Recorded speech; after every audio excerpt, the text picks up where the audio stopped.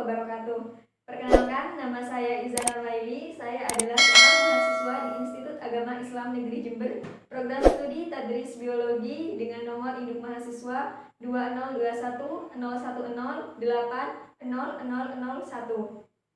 Pada kesempatan kali ini, saya dan rekan-rekan saya akan menampilkan sebuah video pembelajaran yang bertemakan Pancasila sebagai ideologi dan sebagai perjanjian luhur bangsa Indonesia.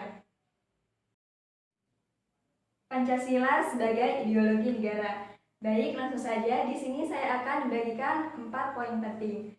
Nah, langsung saja untuk poin yang pertama adalah pengertian Pancasila sebagai ideologi negara. Pancasila sebagai ideologi berarti Pancasila merupakan lembaga atau gagasan yang fundamental dalam proses penyelenggaraan tata pemerintahan suatu negara, mengukur bagaimana suatu sistem itu dapat dijalankan. Nah, untuk poin yang kedua yakni makna Pancasila sebagai ideologi. Yang pertama, sebagai cita-cita negara. Yang kedua, sebagai nilai integratif bangsa dan negara. Dan yang ketiga, sebagai wujud nilai bersama yang menjadi pemecah konflik.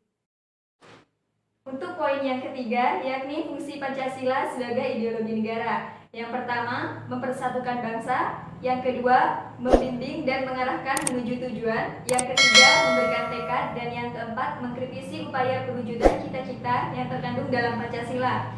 Nah, untuk poin yang keempat atau yang terakhir adalah nilai dasar Pancasila sebagai ideologi negara, di mana yang pertama adalah nilai dasar, yang kedua nilai instrumental, dan yang ketiga adalah nilai praktis.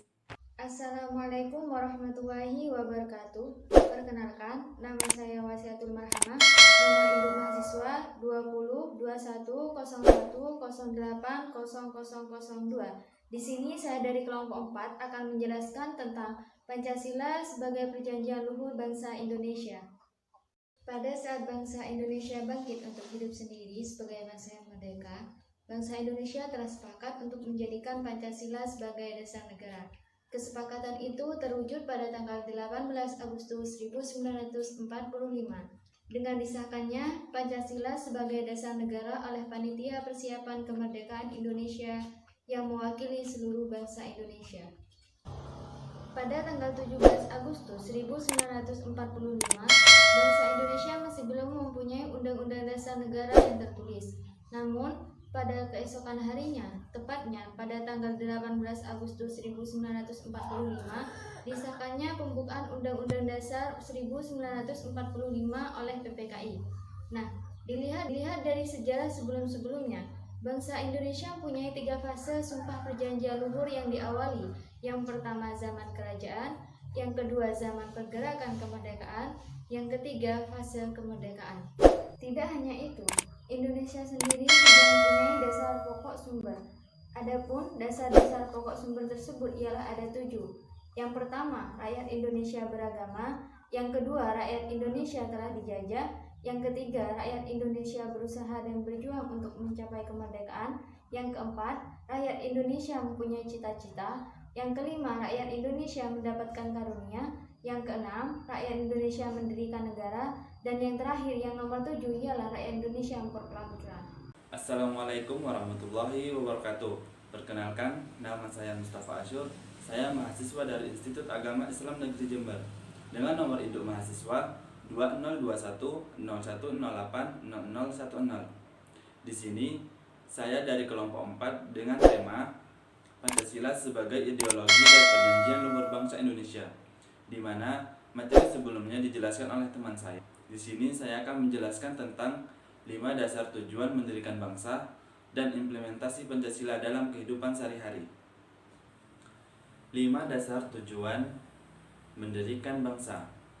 Seperti setelah tercantum dalam pembukaan Undang-Undang 45, yaitu 5 dasar tujuan rakyat Indonesia mendirikan negara, antara lain, yang pertama, mencerdaskan kehidupan bangsa, dan yang kedua, melindungi segenap bangsa, dan yang ketiga, melindungi seluruh tumpah darah Indonesia, yang keempat, memajukan kesejahteraan umum, dan yang terakhir yaitu yang kelima, ikut serta melaksanakan ketertiban dunia berdasarkan kemerdekaan, perdamaian yang abadi, dan keadilan sosial. Implementasi Pancasila dalam kehidupan sehari-hari. 1. Ketuhanan yang Maha Esa. Sila pertama merupakan sumber pokok dari nilai-nilai kehidupan.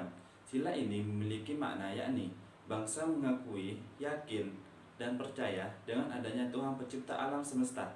Keyakinan setiap umat manusia berbeda-beda, termasuk keyakinan memeluk agama atau keyakinan beragama, seperti yang tercantum dalam butir Pancasila yang ke-1, yang berbunyi manusia Indonesia percaya dan takwa terhadap Tuhan Yang Maha Esa, sesuai dengan agama dan kepercayaannya masing-masing. 2. Kemanusiaan yang adil dan beradab.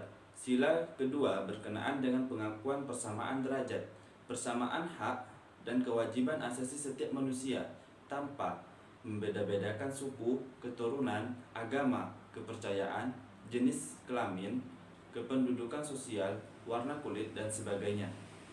3. Persatuan Indonesia. Sila ini memiliki makna yakni setiap individu mampu menempatkan persatuan, kesatuan, serta kepentingan dan keselamatan bangsa dan negara sebagai kepentingan bersama di atas kepentingan pribadi. Sama halnya di Indonesia memiliki beraneka ragam suku dan budaya. Tanpa rasa persatuan tersebut yang dijunjung tinggi, Indonesia tak akan mungkin dapat bersatu. 4. Kerakyatan yang dipimpin oleh hikmat kebijaksanaan dalam permusyawaratan perwakilan. Sila yang keempat ini memiliki makna selalu melakukan musyawarah mufakat dalam pengambilan keputusan. 5. Keadilan sosial bagi seluruh rakyat Indonesia. Sila kelima ini memiliki makna bahwa keadilan sosial dalam kehidupan bermasyarakat tercipta karena adanya kesamaan hak dan kewajiban.